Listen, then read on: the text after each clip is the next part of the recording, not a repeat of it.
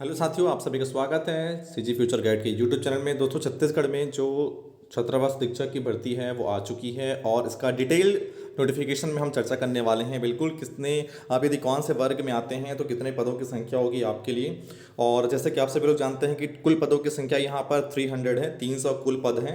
और जिसमें यदि हम लोग देखते हैं तो कुछ पद ऐसे थे जो बैकलॉग भी आए हुए हैं, तो उन बैकलॉग पदों को भी यहाँ पर जोड़ दिया गया है। 29 पद, 29 जो पद हैं अनुसूचित जनजाति के, वो बैकलॉग में चले गए थे लास्ट टाइम।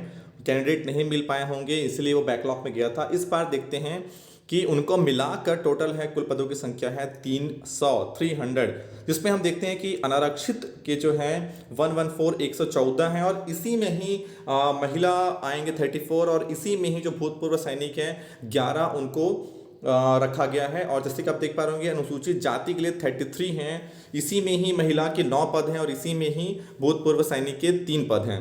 अनुसूचित जनजाति के लिए 87 प्लस 29 को आप ऐड कर लीजिए, उसी में फिर महिला और उसी में फिर भूतपूर्व सैनिक।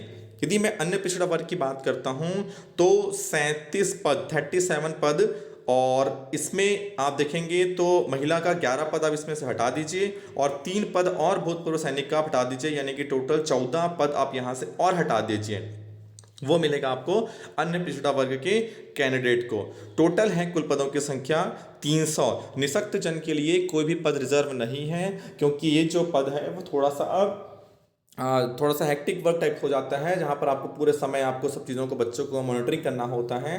सारी क्लासेस, सारी चीज़ें ऊपर नीचे बिल्डिंग में अप डाउन करना सब होता है, इसलिए ये निःशक्त जन के लिए ये पद आरक्षित नहीं है इसमें। यदि हम वेतन लेवल की बात करते हैं तो वेतन लेवल 6 है।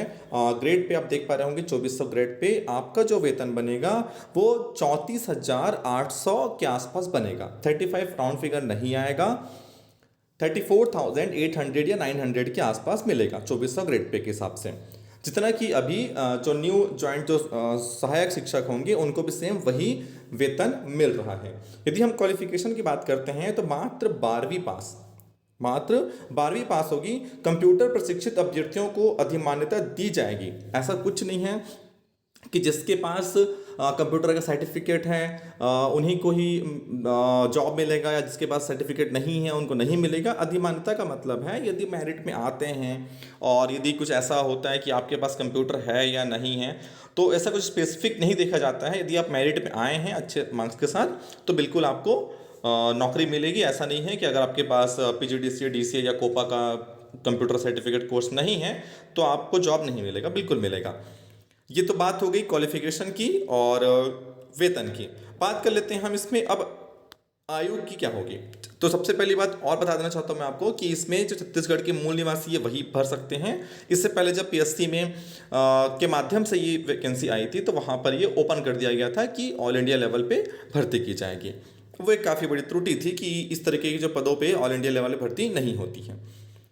आगे हम और देखते हैं इसमें कि पदों की संख्या घट या बढ़ सकती है, दिया हुआ है। और कंप्यूटर प्रशिक्षित अभ्यर्थी को अधिमान्यता दिए जाने का आशय यह है कि प्रश्न पत्र के भाग आ में कंप्यूटर के जो 30 प्रश्न हैं उसमें से 50% आपको लाना ही है। जैसे कि मैं अपनी पिछले वीडियो में बताया आपको कि यदि आप 30 में से 15 नंबर लेके नहीं आते हैं तो आपका पेपर चेक होगा, लेकिन आप मेरिट सूची में नहीं रहेंगे। वही एक तरीके से अधिमान्यता का मतलब है।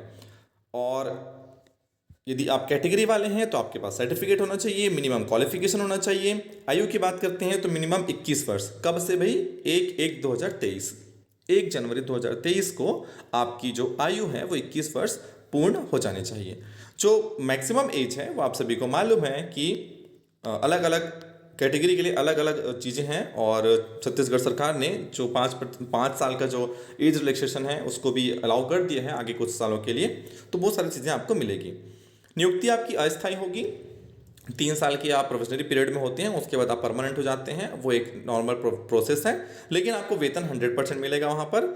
और निर्धारित योग्यता यानी कि इस साल जो 12th में है या जो इस साल जिनका 21 साल नहीं हुआ है वो बिल्कुल इसके लिए आवेदन नहीं कर पाएंगे। और जो नया व्यापम का वेबसाइट है वो उसके माध्यम से भी, और पुराना व्यापम का वेबसाइट है उसके माध्यम से भी आप अप्लाई कर सकते हैं। तो ये कंप्लीट डिटेल हुआ, और इसमें यदि आपको कोई भी जानकारी चाहिए होगी तो आप बिल्कुल कमेंट्स कर सकते हैं। आपकी जो पोस्टिंग होगी वो हॉस्टल्स में होगी। आपको वहाँ पर रहने के लिए एक रूम दिया जाएगा, और जहाँ पर बहुत सारे बच्चे होते हैं उस केस में आपको एक अलग से स्टाफ क्वार्टर मिलेगा। लेकिन वो रेयर है, वो बहुत कम जगह में। ऑलरेडी वहाँ पर सीनियर्स लोग को अपॉइंट